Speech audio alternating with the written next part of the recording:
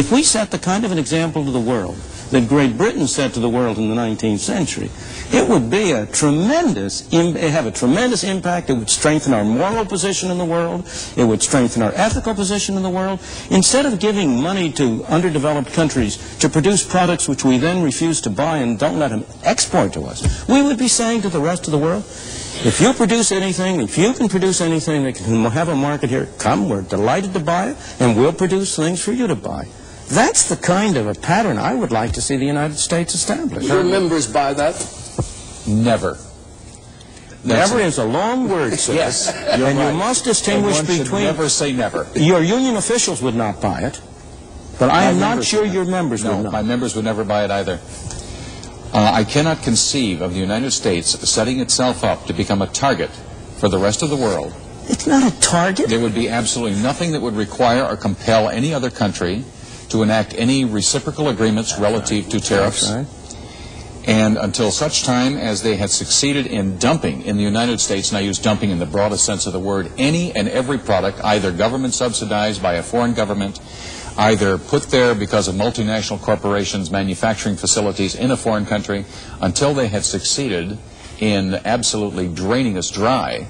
Draining us dry of what? Of every asset. How? What would they do with the dollars they got? They'd probably buy up as they are now, as the if they bought up. Yes, yes. Okay, let's broaden this on this very argument now, constitutional amendment argument. We've learned from our union friend he can't sell it and won't sell it. Would business buy it? Oh no! Speaking, I'm not saying whether I'd buy it. I'm saying whether business would buy it, which is the question. No, when I speak not as a businessman, but as a ex-government employee, whenever proposals like that came up, one of the first things people see happen is government, business and labor come in lockstep saying, horrors, horrors, the sky's falling. There's a commonality of interest there, and people get used to what is. They get terribly conservative, and they know how to work the system the way it exists, and particularly the big unions and the big business. And they get very satisfied with it. They can manage it pretty well. And anytime you try to unravel any kind of regulation or restriction or government intrusion, they're philosophically for it, but in the practical world, they don't want you to change the drill. They've just figured out how to work this. Why should you then change it and make it all that more complicated? No, I think you'd get a good deal of reaction, just like you did on the steel company in your television show. And what would be international reaction, do you think, as an international economist? Supposing Milton got his amendment, constitutional amendment, which had that effect, how would other countries react to it? Well, I think Milton's fundamental example of why not be like Britain in the 19th century is wrong. Britain in the 19th century was the industrialized country. It was well ahead of everybody else. Many decades ahead. Many decades ahead of everybody else. And it was making larger profits, larger economic rents on its production. And it was doing it at very great cost to the workers in Britain. The workers in Britain were greatly exploited under those circumstances, and we don't want to go back to that. The international situation is much more complex.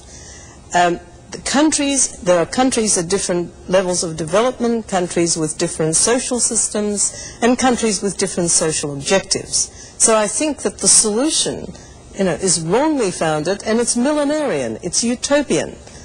I think that we have to think of a much more realistic process of discussion, negotiation, such as has taken place through GATT, to get to where we're going without hurting the people who pay for the adjustment, and that is basically the workers, not the economists. Could I just comment briefly? I worry about the argument that because of the complexities of international relations, that therefore they must be planned and managed. By definition, we're not capable of managing the world economy. Each instance when we try to do it, it doesn't work out quite the way we intended. I don't apologize for a moment for being millenarian, because I think unless we know where we want to go, the timid steps that we take in that direction will go in the wrong direction. And if we're going to go in the right direction, we ought to have a view. But I want to be sure to get down on the record a very strong objection to the statement of fact by Helen Hughes about 19th century Britain.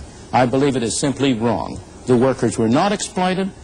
The studies that have been done recently have shown over and over again that the 19th century was a period in which the ordinary English worker experienced a very rapid and very substantial rise in his standard of life. England does not stand alone. Japan had complete free trade for 30 years after the Meiji Restoration. Japan in more recent years has not. Japan in more recent years is not an example I would cite. But in its early years, it had complete free trade. So I don't believe England stands alone. Now, on the politics of it. On the politics of it, of course it's not politically feasible. Why? Because it's only in the general interest and in nobody's special interest. Each of us is fundamentally has more concern with our role as a producer of one product than we have as a consumer of 1,001 products. The benefits of a tariff are visible. Mr. Deason can see that his workers are, quote, protected. The harm which a tariff does is invisible. It's spread widely. There are people who don't have jobs because of the tariff, but they don't know they don't have jobs. There's nobody who can organize them. Consumers all over are paying a little more for this, that, and the other thing. They don't recognize that the reason they're paying for it is because of the tariff. The businessmen, I have never been in favor. I'm not pro-business. I'm pro-free enterprise, which is a very different thing. And the reason I'm pro-free enterprise... When you say that. No, I don't mean to point to you, Don. I point to the business community, because you are an exception. Because he conceded there was a tacit alliance across that way to prevent you from achieving your purpose. Oh, there's no doubt that there's such an alliance. In my opinion, the strongest argument for free enterprise is that it prevents anybody from having too much power, whether that person is a government official, a trade union official, or a business executive. It forces them to put up or shut up. They either have to deliver the goods, produce something that people are willing to pay for or willing to buy, or else they have to go into a different business. Well, there we must leave the argument for this week, and I hope you'll join us again for the next episode of Free to Choose.